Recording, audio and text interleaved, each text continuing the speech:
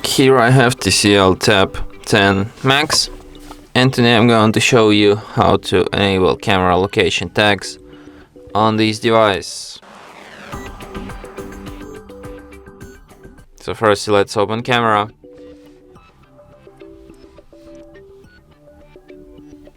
Tap on the gear icon to access its settings, and here you can find save location info. Just like this, you enable this feature, and now every photo and video you take will be marked with its location. And that's it. Thanks for watching. If you find this tutorial useful, don't forget to hit that like button and subscribe to our channel.